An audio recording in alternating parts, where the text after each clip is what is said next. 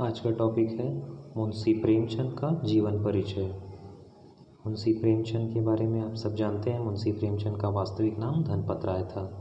तो शुरुआत करते हैं। मुंशी प्रेमचंद का जन्म 1880 में बनारस के लहमी ग्राम में हुआ था। उनका मूल नाम धनपत राय था। प्रेमचंद का बचपन अभावों में बीता और शिक्षा बीए तक ही हो पाई। उन्होंने शिक्षा विभाग में नौकरी की, परंतु असहयोग आंदोलन में सक्रिय भाग लेने के लिए सरकारी नौकरी से त्यागपत्र दे दिया और लेखन कार्य के प्रति पूरी तरह समर्पित हो गए। सन 1936 में इस महान कथाकार का देहांत हो गया। प्रेमचंद की कहानियाँ मानसरोवर के 8 भागों में संकलित है। सेवा सदन, प्रेमाश्रम, रंगभूमि, कायाकल्प, निर्मला, गबन, कर्मभूमि, गोदान उनके उपन्यास हैं। उन्होंने हंस, जागरण, माधुरी आदि पत्रिकाओं का संपादन भी किया। कथा साहित्य के अतिरिक्त प्रेमचंद ने निबंध एवं अन्य प्रकार का गद्य लेख भी प्रचुर मात्रा में किया। प्रेमचंद साहित्य को सामाजिक परिवर्तन का सशक्त माध्यम मानते थे। उन्होंने जिस गांव और शहर में परिवेश को देखा और जिया, उसकी अभिव्यक्ति उसके कथा साहित्य में मिलती है।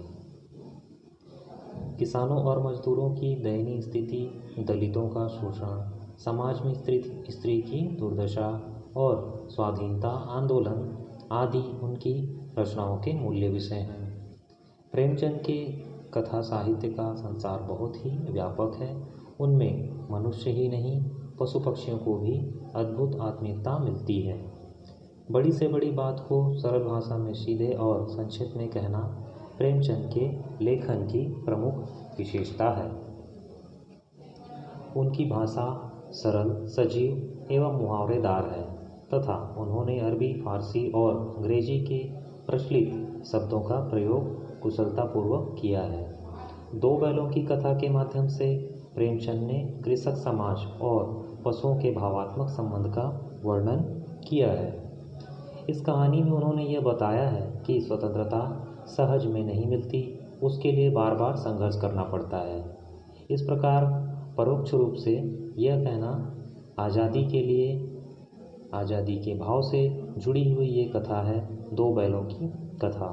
इसके साथ ही इस कहानी में प्रेमचंद ने पंचतंत्र और हितोपदेश की कथा परंपरा का उपयोग और विकास किया है। इस प्रकार से मुंशी प्रेमचंद जी का जीवन परिचय समाप्त होता है। धन्यवाद। आपका दिन शुभ हो।